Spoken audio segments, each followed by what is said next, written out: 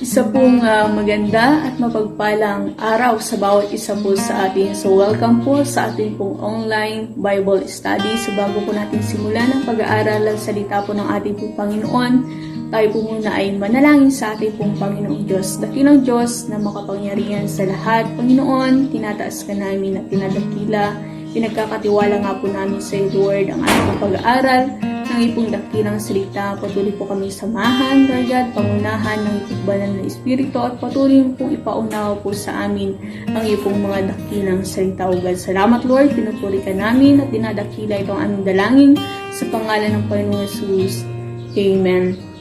Amen. So salamat po sa ating pong Panginoon sa pagkakataon na ito na ako po ay makapagbigay ng word of encouragement sa bawat isa po sa atin. So ang akin pong ibabahagi, matatagpuan po natin ito sa Mateo 4 verse 4. Ang sabi niya po dito, "Man shall not live by bread alone, but by every word that comes from the mouth of God." So ang tao po pala ay hindi lamang sa tinapay na bubuhay, kundi sa bawat salitang namumutawi sa bibig ng ating pong Panginoong Diyos. So tayo pala ay hindi lamang sa mga pagkain, yan, sa mga iniinom po natin, sa mga tinapay nabubuhay, kundi tayo po ay nabubuhay yan, sa pamamagitan ng salita po ng ating pong Panginoong Diyos. So napakahalaga pala sa buhay ng isang tao ang patuloy na pakinggan at pag-aralan ang salita po ng ating pong Panginoong Diyos. Kung gaano pala kahalaga na pakainin po natin yung ating pong physical na pangatawan,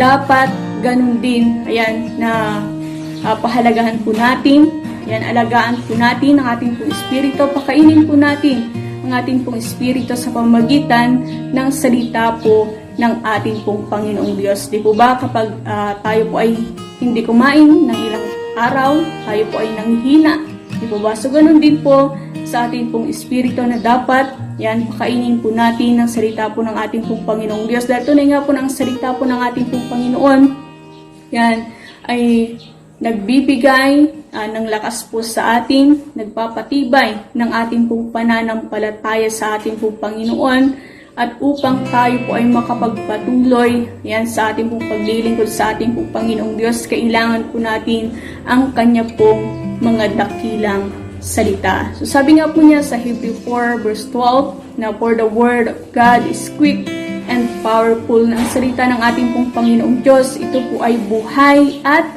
mabisa. So, ang salita po ng ating pong Panginoon, ito po ay may kapangyarihan.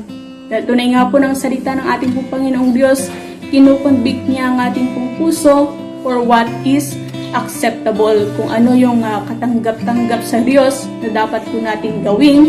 At ang salita po ng ating pong Panginoon ay may kapangyarihan na bumago sa buhay ng isang tao.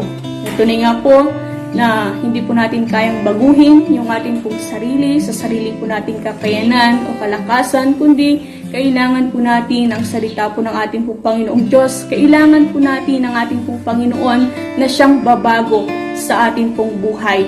Dahil tunay nga po na ang Diyos lamang ang siyang may kakayahan, may kapangyarihan na bumago sa buhay ng isang tao. Kaya kung gusto mong mabago ang iyong buhay, kung gusto po nating mabago ang ating pong buhay, patuloy po nating pakinggan, patuloy po nating pag-aralan, patuloy po nating pagbulay-bulayan ang salita ng ating pong Panginoong Diyos. At ang salita po ng ating pong Panginoon, yan, kinukonvict niya po yung ating pong puso for what is believable.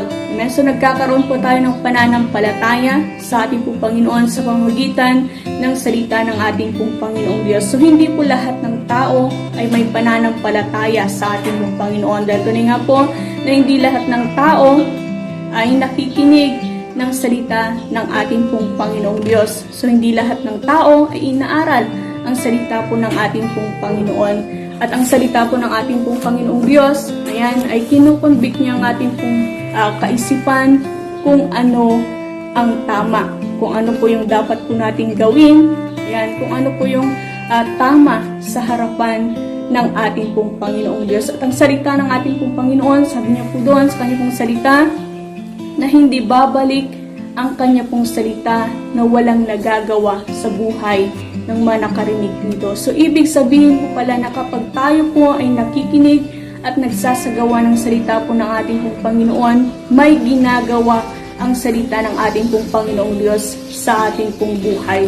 Dahil tunay nga po ng ating pong Panginoon, tapat po siya sa kanya pong mga salita at tapat po siya sa bawat isa po sa atin. At ang sabi niya pa po sa kanya pong salita, na ang langit at ang lupa ay lilipas, ngunit ang aking salita ay mananatili magpakailanman. So, ang salita po ng ating pong Panginoon, ito po yung mananatili magpakailanman. Kaya wag po tayong huminto sa pagbabasa, sa pakikinig ng salita po ng ating pong Panginoon, dahil tunay nga po na ito po ay mahalaga sa ating pong buhay.